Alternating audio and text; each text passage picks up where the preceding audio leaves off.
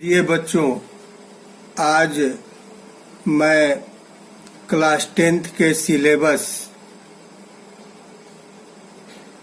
पद परिचय से आप लोगों को परिचित कराना चाहता हूं।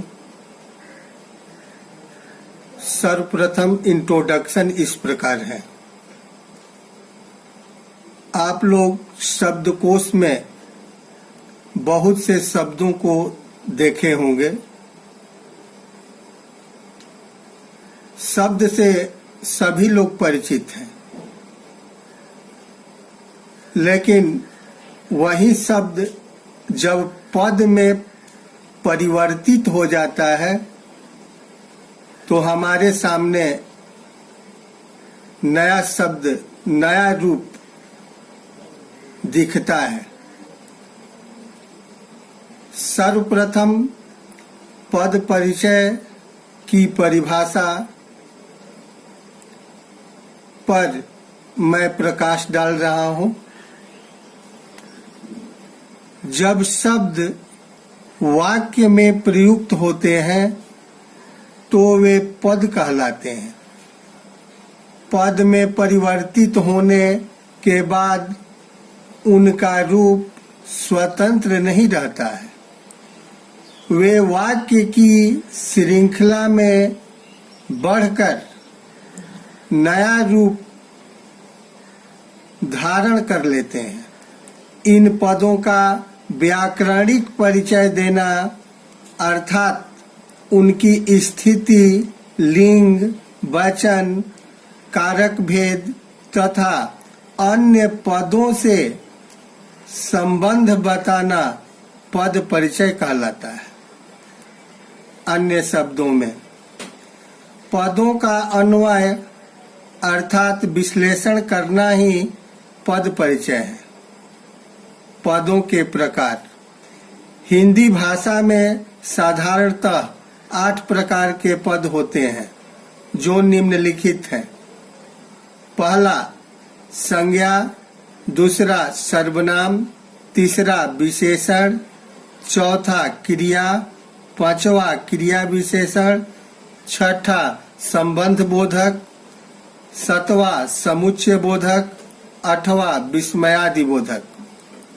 सर्वप्रथम मैं संज्ञा का पद परिचय कराना चाहता हूं, जो इस प्रकार है। इसकी बनावट को देखें। सर्वप्रथम बाएं साइड में भेद लिखकर डैश दें। व्यक्तिवाचक, जातिवाचक, भाववाचक, इनमें से जो हो उसको चूज करें। उसके बाद लिंग, पुल्लिंग, स्त्रीलिंग। उसके बाद वचन को चूज करें। देखें कि एक वचन है या बहुवचन। उसके बाद कारक को देखें। कर्ता कारक है, कर्म है, करण है, संप्रदान है, अपादान है, संबंध है, अधिकरण है या संबोधन है। उसके बाद बाएं साइड में संबंध लिखकर डैश दें। पद का क्रिया और अन्य पदों के साथ संबंध।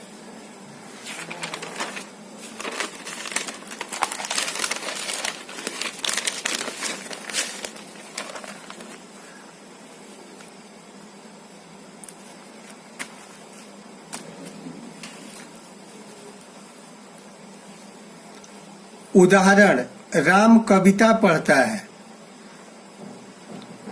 बाएं साइड में राम लिखकर डैश दें। संज्ञा, व्यक्तिवाचक, पुल्लिंग, एक वचन। कर्ता लिखकर कॉमा दें। पढ़ता है, सिंगल इन्वर्टेड कॉमा में रखें। क्रिया का कर्ता। कविता लिखकर डैश दें। संज्ञा, कौन सी संज्ञा है उसको इंडिकेट करें। जातिवाचक स्त्रीलिंग।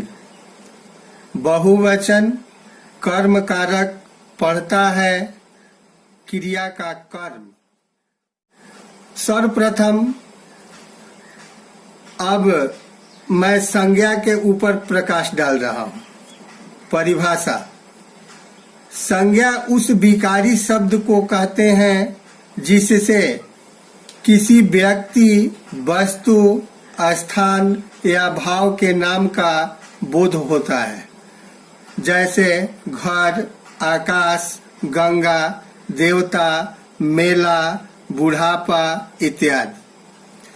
संज्ञा दो प्रकार की होती हैं।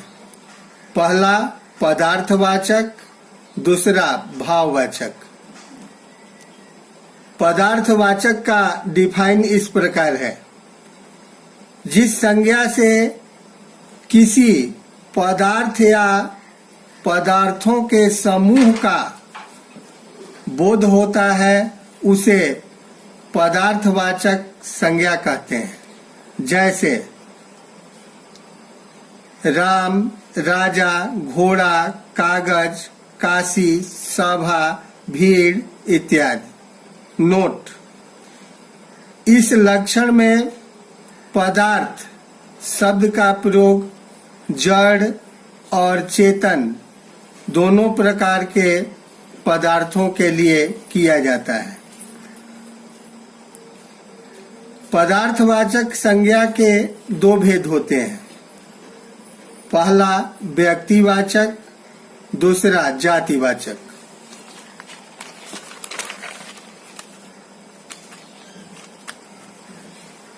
व्यक्तिवाचक संज्ञा को देखें।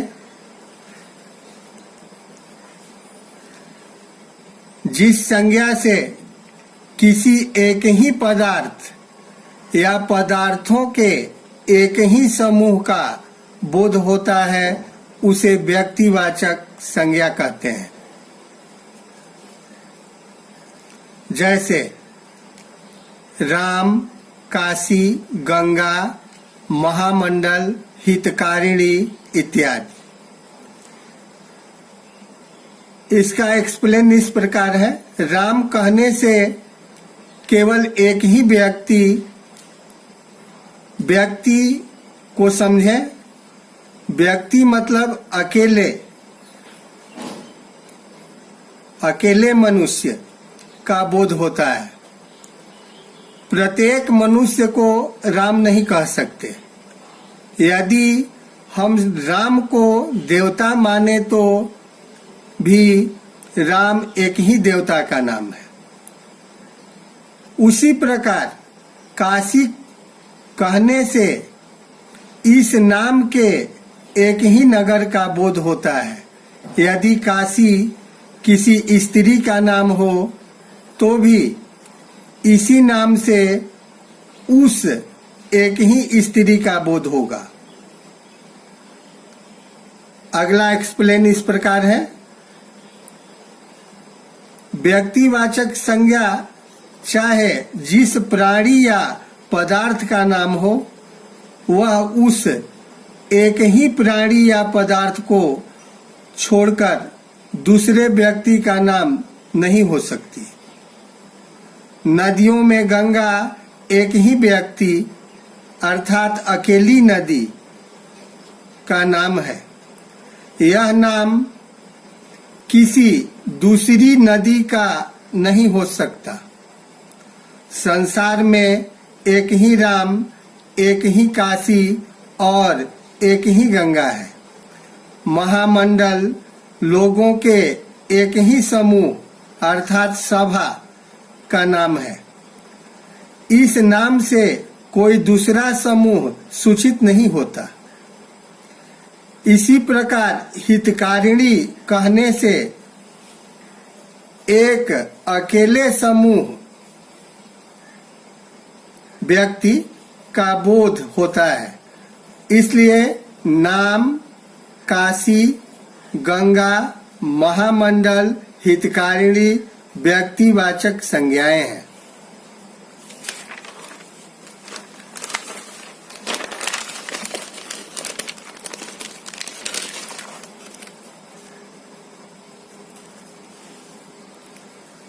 जातिवाचक संज्ञा का डिफाइन इस प्रकार है, जिस संज्ञा से किसी जाति के संपूर्ण पदार्थों या उनके समूहों का बोध होता है उसे जातिवाचक संज्ञा कहते हैं। जैसे मनुष्य, घर, पहाड़, नदी, सभा इत्यादि। एक्सप्लेन इस प्रकार है, हिमालय, विंध्याचल, नीलगिरी, आबू और इस जाति के दूसरे सब व्यक्तियों के लिए पहाड़ नाम आता है।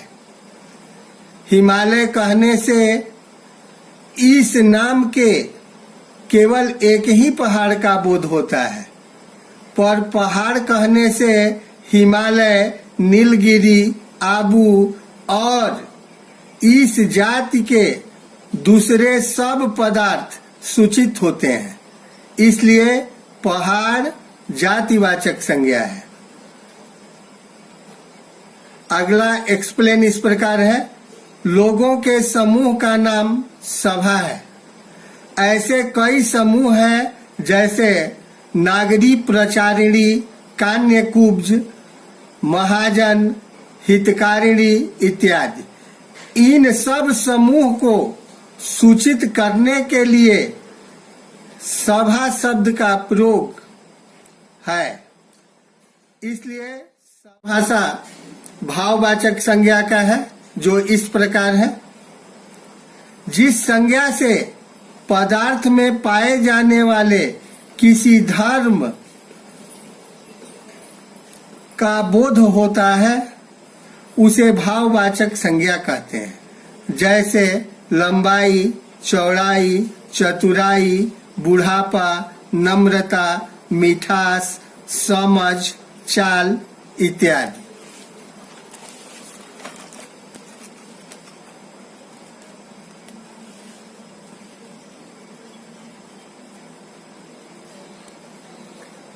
प्रत्येक पदार्थ में कोई न कोई धर्म होता है। पानी में शीतलता, आग में उष्णता, सोने में भारीपन, मनुष्य में विवेक और पशु में अविवेक रहता है। जब हम कहते हैं कि अमुक पदार्थ पानी है, तब हमारे मन में उसके एक या अधिक धर्मों की भावना रहती है और इन्हीं धर्मों की भावना से हम उस पदार्थ को पानी के बदले कोई दूसरा पदार्थ नहीं समझते। एक्सप्लेन इस प्रकार है, पदार्थ का धर्म पदार्थ से अलग नहीं रह सकता। अर्थात हम यह नहीं कह सकते कि यह घोड़ा है और वह उसका बल या रूप है।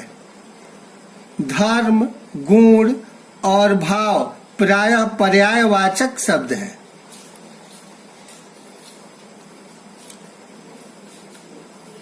इसका एक्सप्लेन इस प्रकार है, धर्म लिखकर डैश दें, गुण के अर्थ में। धर्म को गुण के अर्थ में देखा जाता है, जैसे ठंडाई, शीतलता, मिठास, बल, बुद्धि, क्रोध। दूसरा अवस्था के रूप में नींद, रोग, उजेला, अंधेरा, पीड़ा, दरिद्रता, सफाई इत्यादि। तीसरा व्यापार के रूप में चढ़ाई, बहाव, दान, भजन, दौड़, पढ़ना इत्यादि। भाववाचक संज्ञाएं बहुधा 3 प्रकार से बनाई जाती है। पहला जातिवाचक संज्ञा से, जैसे बूढ़ा जातिवाचक संज्ञा है, इससे बुढ़ापा। लड़का जातिवाचक संज्ञा है, इससे लड़कपन। पंडित जातिवाचक संज्ञा है, इससे पंडिताई। दूसरा, विशेषण से हम भाववाचक संज्ञा बना सकते हैं।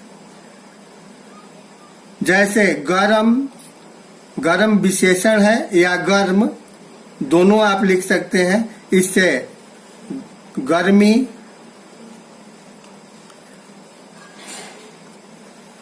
कठोर, कठोरता, बड़ा, बड़प्पन। तीसरा, क्रिया से हम भाववाचक संज्ञा बना सकते हैं। जैसे घबराना, घबराहट, सजाना, सजावट, दौड़ना, दौड़।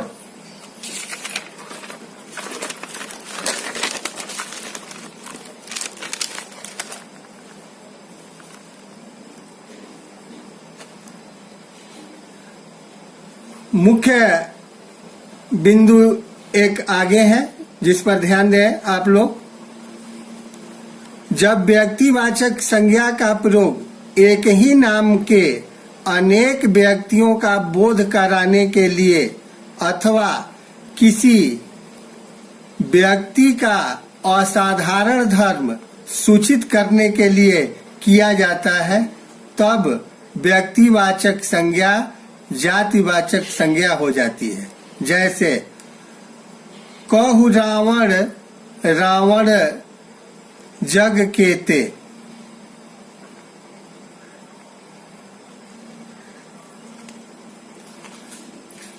फिर से देखें, कहु रावण, रावण जग केते।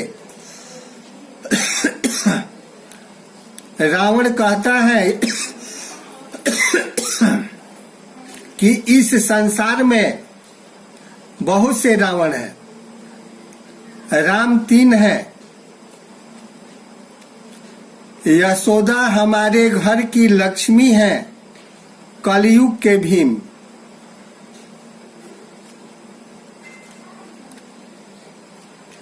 यहाँ पहला जो उदाहरण है, कहु रावण, रावण जग केते, इसमें पहला जो रावण है वह व्यक्तिवाचक संज्ञा है, और दूसरा जो रावण है ये लंकेश नहीं है। इस रावण से, रावण के स्वभाव वाले इस संसार में जितने लोग हैं उनका बोध होता है। इसलिए ये दूसरा जो रावण है जातिवाचक संज्ञा है। राम 3 है। जैसा कि हम लोग जानते हैं कि यदि कोई नाम एक के लिए आए तो व्यक्तिवाचक है, लेकिन बहुतों के लिए यहाँ पर आया है कि राम 3 है, तो राम जातिवाचक संज्ञा है। यशोदा हमारे घर की लक्ष्मी है। इस वाक्य में लक्ष्मी जो है ये विष्णु की पत्नी नहीं है। इस लक्ष्मी से शील स्वभाव वाली जितनी स्त्री हैं उनका बोध होता है, इसलिए यहाँ लक्ष्मी जातिवाचक संज्ञा है। कलयुग के भीम, भीम को रेखांकित किया गया है।